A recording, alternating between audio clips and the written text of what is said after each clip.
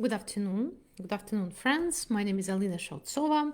I am an immigration attorney from Brooklyn, New York. And in today's video, I would like to talk to you, share with you latest news, two major news that we are dealing with. One of them affects H1B program as a whole, and another one affects TPS holders. So let's start with the TPS, temporary protected status. So hi guys, thank you for joining me. TPS, temporary protected status. Just recently I had a video about this, about the situation with a lawsuit about the TPS. Basically, the judge in one of the courts, hi Corinne, stated that the administration has a right to terminate the program, right?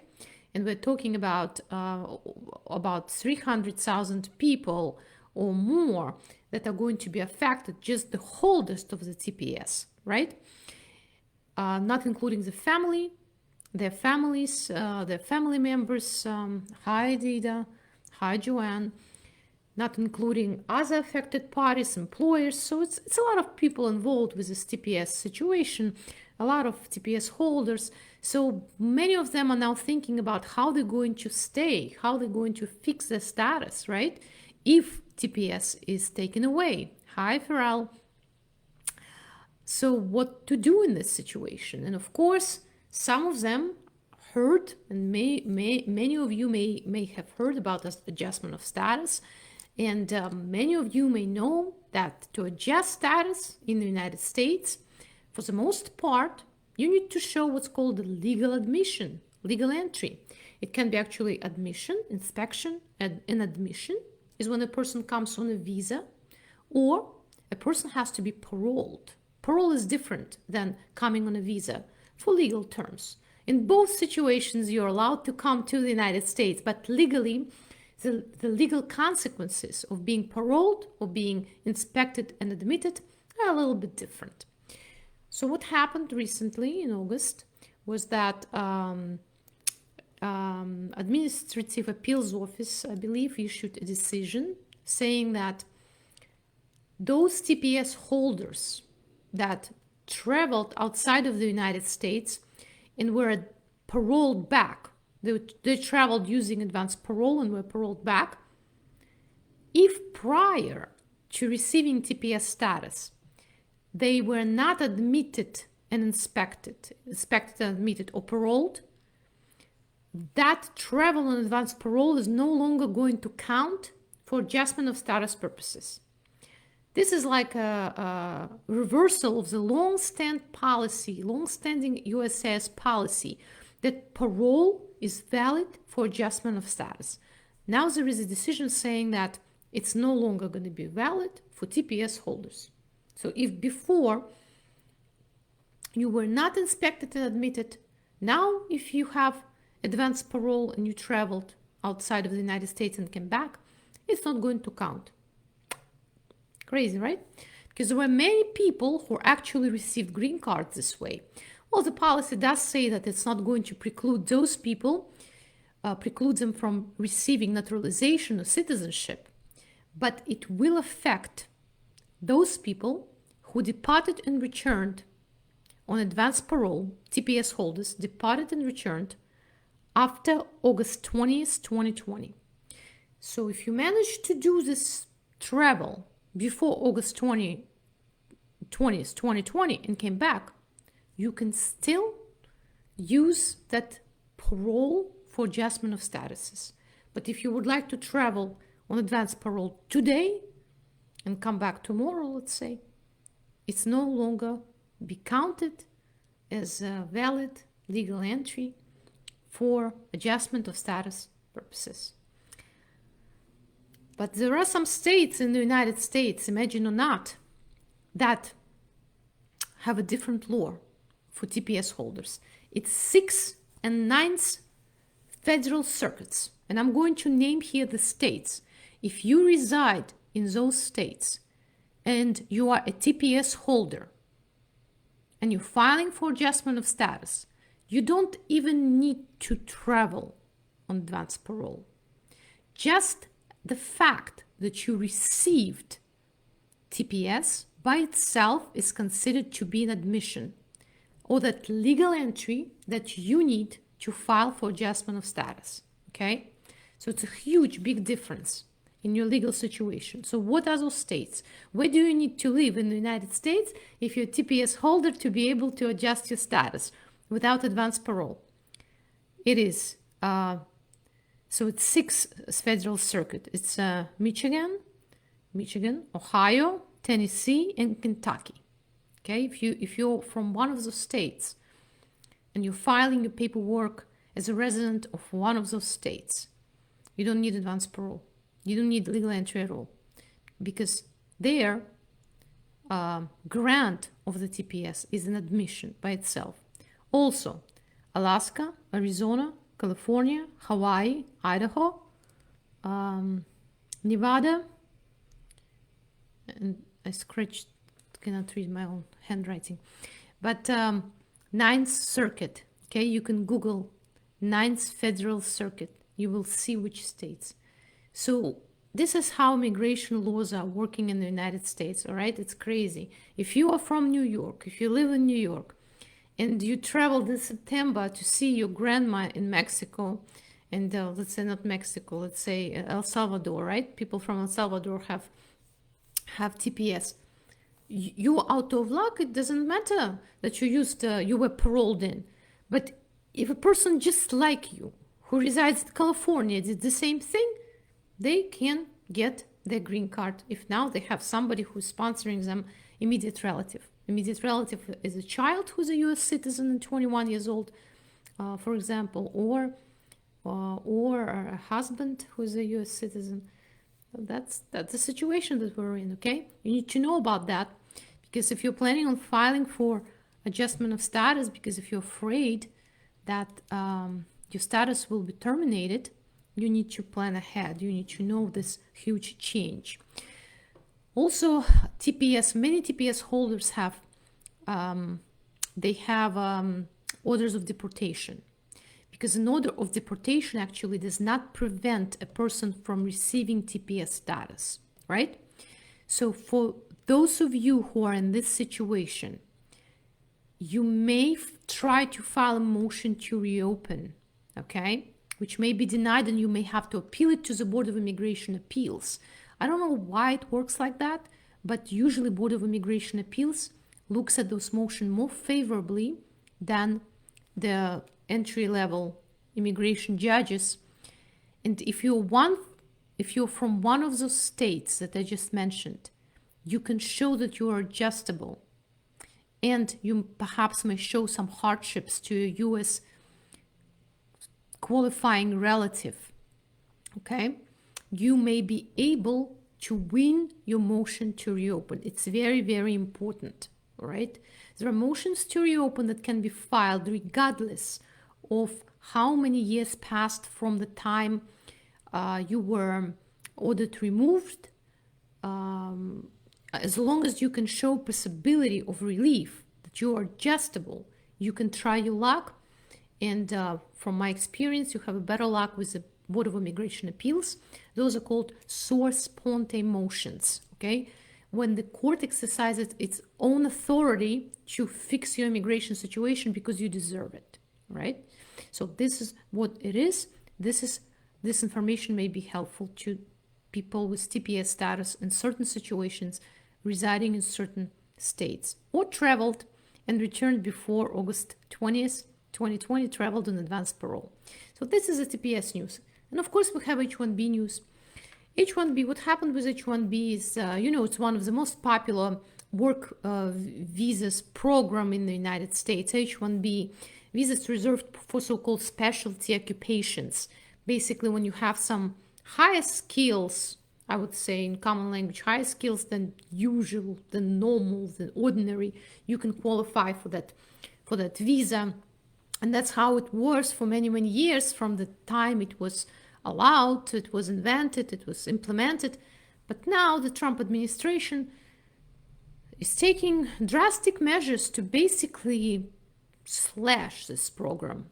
What are their what are their proposals, right? What are they proposing for H1Bs? Well, the core proposal is to change the definition of the specialty occupation and make it hard for the person to qualify for H1B visa.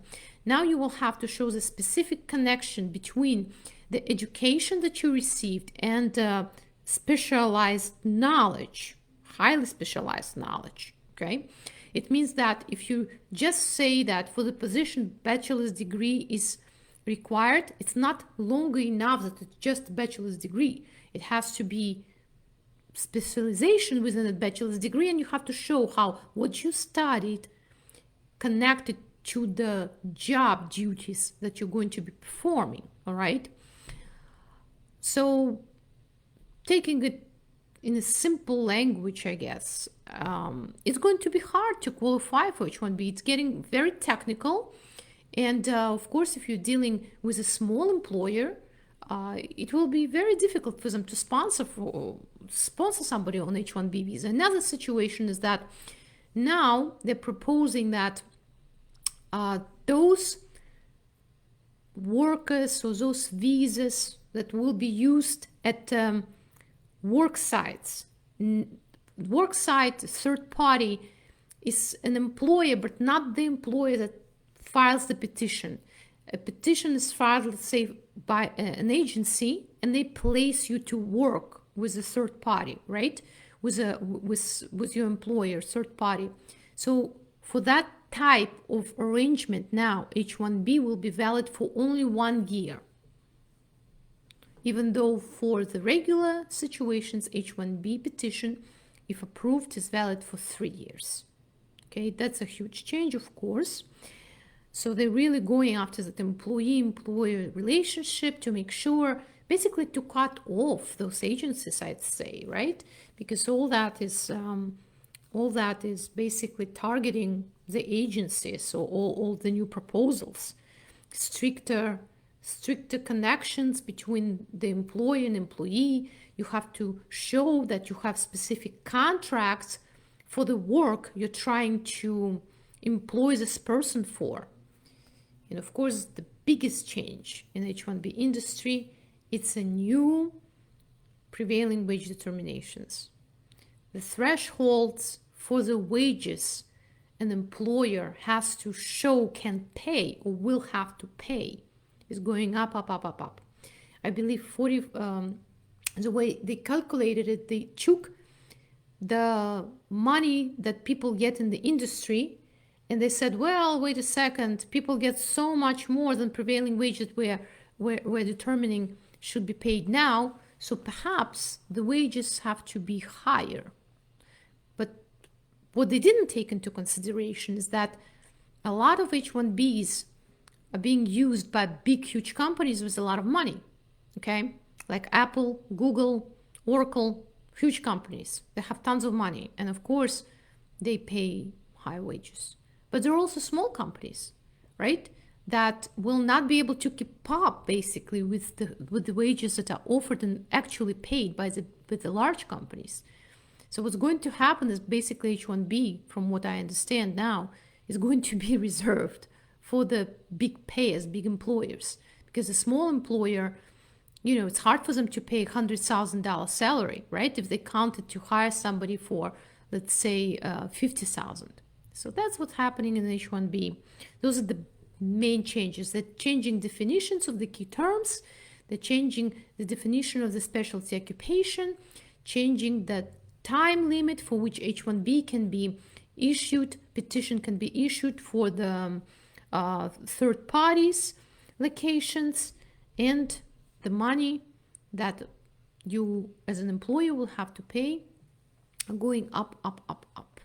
So those are the two main big policy changes, I think, that's coming up. For H1Bs, the changes are going to be, for the money portion of it, the changes are going to be effective tomorrow.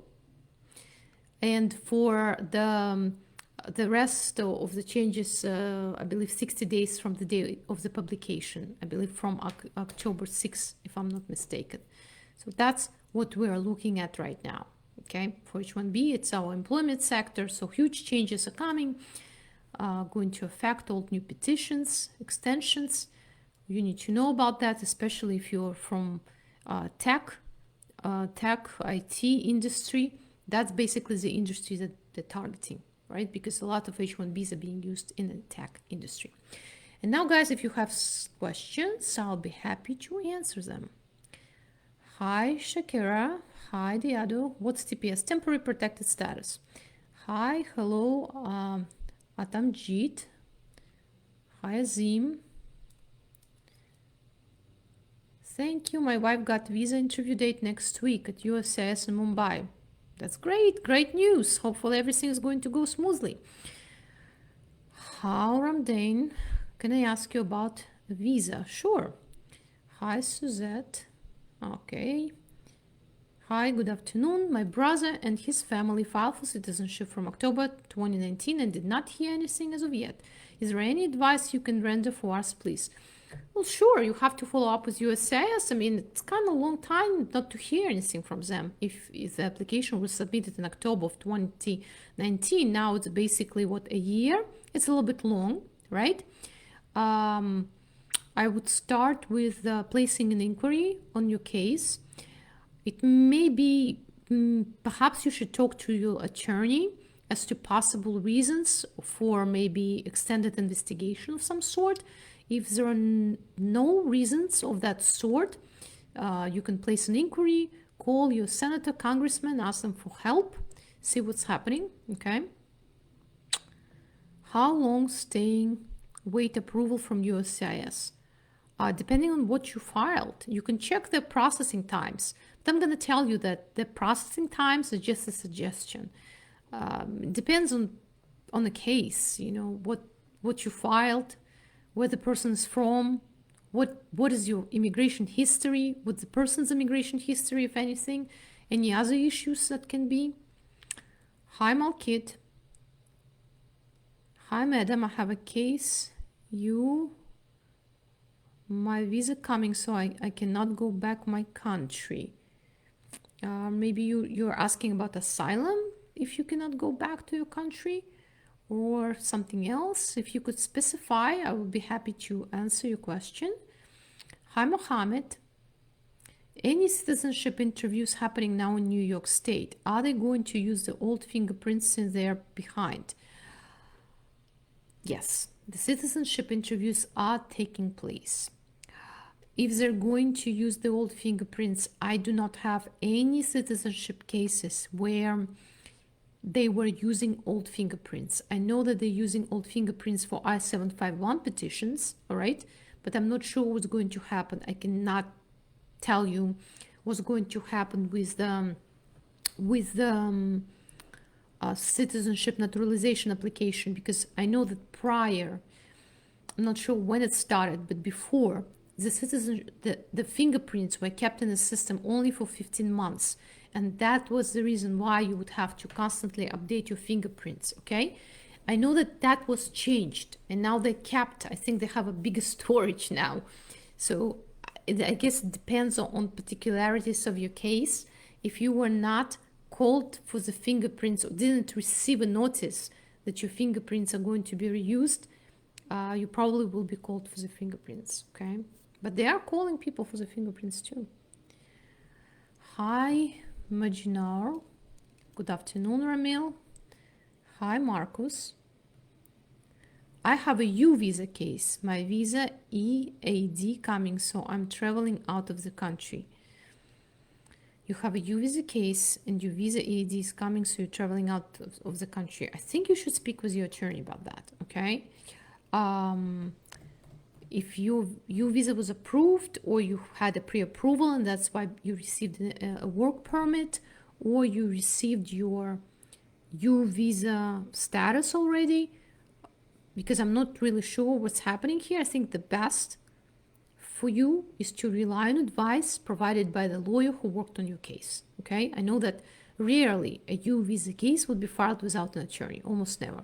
So I think that person is in the best position to advise you, especially about something like traveling outside of the country, okay?